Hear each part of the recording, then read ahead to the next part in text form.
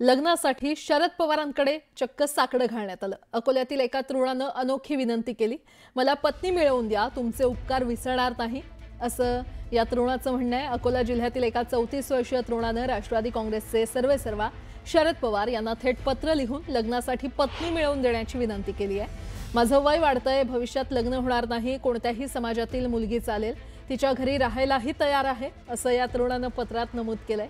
अकोल्यामध्ये झालेल्या शरद पवारांच्या शेतकरी संवाद कार्यक्रमात हे निवेदन देण्यात आलं। हे पत्र पाहून पवार आणि माजी गृहमंत्री अनिल देशमुखही क्षणभर स्तब्ध झाले। ग्रामीण भागातील बेरोजगारी, आर्थिक अडचणी आणि वाढत चाललेला एकाकीपणा या समस्यांचा हा प्रसंग प्रतिकात्मक आरसा ठरतोय।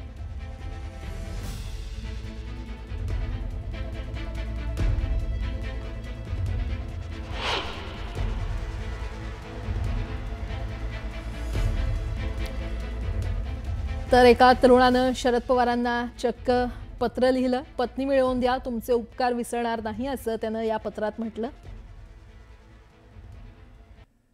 अकोला जिल्ह्यातील एका 34 वर्षीय तरुणानं राष्ट्रवादी काँग्रेसचे सर्वेसर्वा शरद पवार यांना थेट पत्र लिहून लग्नासाठी पत्नी मिळवून देण्याचं विनंती खरं तर केली आहे। त्यामध्ये काय लिहिलंय आपण पाहूयात। माझं वय वाढतंय, मी आता 34 वर्षांचा आहे, भविष्यात माझं लग्न होणार नाही, मी एकटाच राहीन, माझ्या जीवनाचा विचार करून मला पत्नी मिळवून द्यावी, मला कोणत्याही समाजातील मुलगी चालेल, तिच्या घरी राहायला मी तयार आहे, तिथे चांगलं काम करेन आणि संसार नीट चालवण्याची हमी देतो, साहेब मला जीवनदान द्यावं, तुमचे उपकार मी जन्मभर विसरणार नाही असं या तरुणानं या पत्रात लिहिलंय।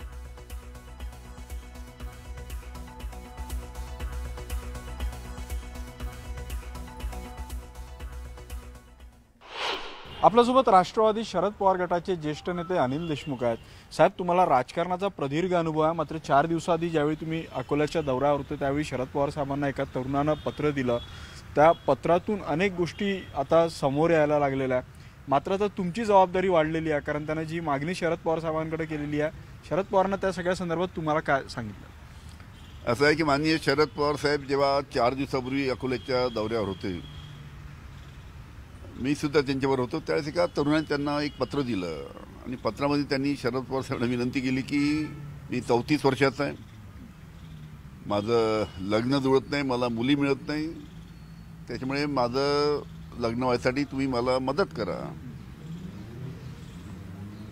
त्यांनी त्यापुढे लिहिलं की मला कोणत्याही समाजाची मुलगी चालेल, मी घरजावी व्हायला सुद्धा तयार आहे, त्या मुलीकडे काम करायला सुद्धा तयार आहे,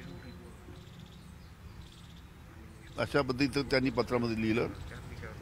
आणि ही सामाजिक समस्या आहे। आज आपण पाहिलं की मोठ्या प्रमाणात मुलींची संख्या कमी होते आहे, मुलांची वाढते आहे। आज राज्यामध्ये 1000 मुलांच्या मागे 929 मुली आहेत, म्हणजे मुलींची संख्या कमी आहे आणि ती दिवसेदिवस कमी होत आहे। सामाजिक प्रश्न आहे हा, त्याच्यामुळे मुलींची जी संख्या मोठ्या प्रमाणात कमी होत आहे आणि त्याच्यामुळे मुलांना मुली मिळत नाही। आणि ग्रामीण भागामध्ये असं आहे की मुलींची अपेक्षा असते की मला शेती करणारा मुलगा नको, मला शहरातला नोकरी करणारा मुलगा पाहिजे, त्यांच्याही अपेक्षा ठीक आहेत।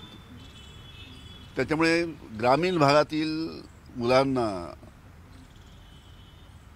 मुली मिळत नाही, कारण की शेतीमालाला भाव नाही, बेरोजगारी आहे, त्याच्यामुळे मुली ग्रामीण भागातील मुलाची लग्न करायला तयार नाही। ही सामाजिक समस्या आहे आणि या सामाजिक समस्येकडे समाजाने आणि सरकारने या सामाजिक प्रश्नाकडे लक्ष देण्याची आवश्यकता आहे। आता तुमची जबाबदारी वाढलेली आहे का? कारण त्यांनी शरद पवार साहेबांकडे विनंती केलेली आहे मुलगी शोधून द्या, आता त्याला तुम्ही कार्यकर्ते म्हणून, नेते म्हणून मदत करणार? नक्कीच आम्ही आमच्या स्थानिक लोकांना सांगणार आहे की असं त्यांनी पवार साहेबांनी विनंती केली आहे, तुमच्या स्तरावर प्रयत्न करून त्याचं विचाराचं लग्न होत असेल तर त्याला मदत करा।